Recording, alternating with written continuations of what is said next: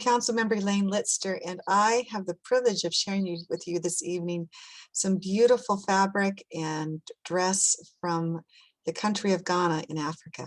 From my daughter's wedding on October 29th, 2016. She was marrying a traditional wedding in Ghana to her wonderful husband, Kofi Acham.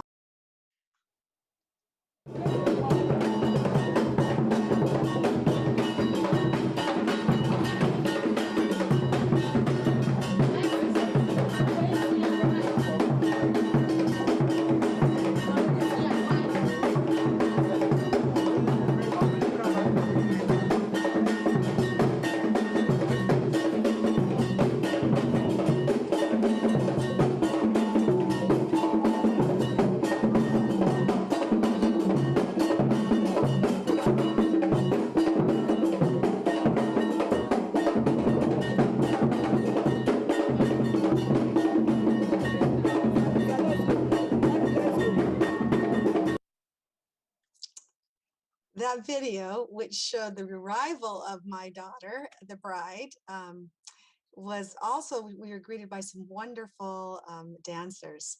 And I'll share a little bit later what that dance was all about. But this is the beautiful kente cloth wedding dress that was made for my daughter. And Kofi, I would just to give you a little history about this video. It shows the arrival of her in a traditional Ghanaian dress made of kente cloth. And kente is a Ghanaian textile made of hand-woven cloth strips of silk and cotton. And historically, the fabric was worn in toga-like fashion by royalty. In fact, you will see later with some of these pictures it being worn toga-like by some of the royalty that were in attendance at the wedding. And in modern day Ghana, the wearing of kente cloth has become widespread to commemorate special occasions, such as my daughter's wedding. Kente cloth has a beautiful history. Authentic kente cloth is made by traditional weavers, and weaving is done on a wooden loom in which multiple threads of dyed fabric are pressed together. And weavers often served as an apprentice under a master weaver for many years before producing their own patterns.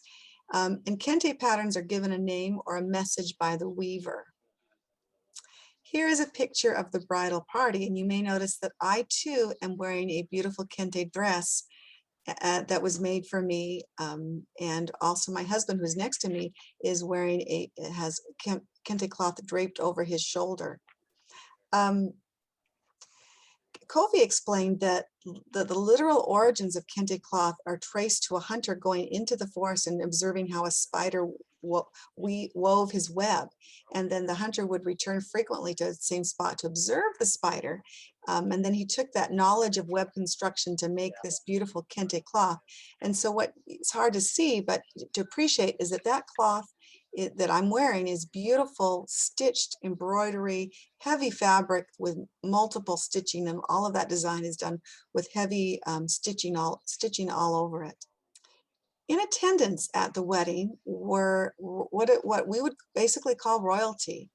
Although Ghana is a democracy with an elected president, they also have kings that rule certain regions and the Ashanti tribe.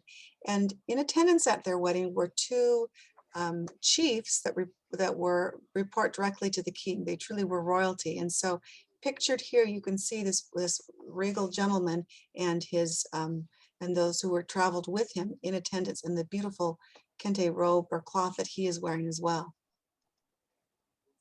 You may notice that he is being shaded by an umbrella, and this umbrella is whenever this royalty is out in the sun, there is someone who travels behind, making sure that he is properly shaded. And you can notice again the beautiful cloth on the family and the dignitaries that are with him in attendance. I mentioned that there were two royalty in attendance, or two chiefs. This is the other tribal chief that was in attendance. And you will notice the very beautiful kente cloth that he is wearing, as well as the beautiful solid gold bracelet, as well as his bracelet.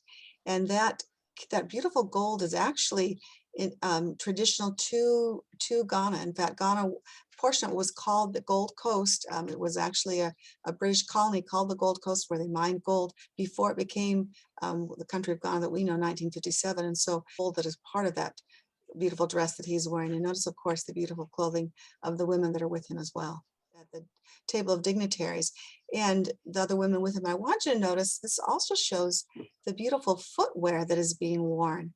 And I too received this special footwear. I was wearing it as well. We might think of it as flip-flops, but it really isn't flip-flops. They are a thick soled shoe, and special silver and gold decorations are on the top of it. And then they're very, very lovely, very sturdy, but very, very beautiful shoes that are being worn by those for the ceremonious occasion.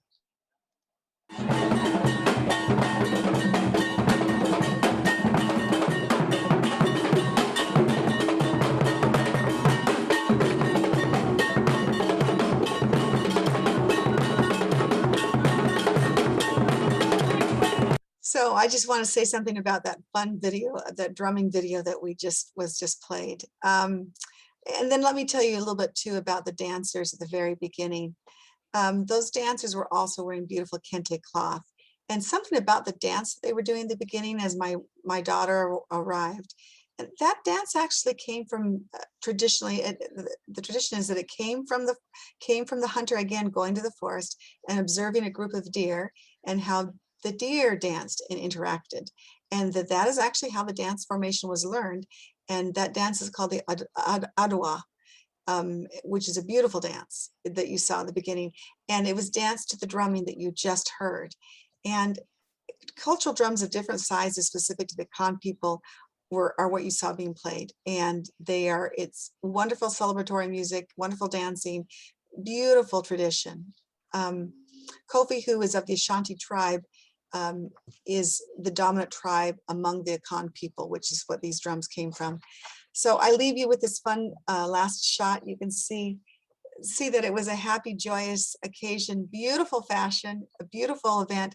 I must tell you that the people of Ghana are wonderful, wonderful, loving, kind, gracious, wonderful hosts to my family. And this was a great opportunity, great event. And this is part of the fabric of Simi Valley. My son and I guess my son Kofi, by the way, Kofi means Friday. His given name was George, but they all call him Kofi because he was born on Friday.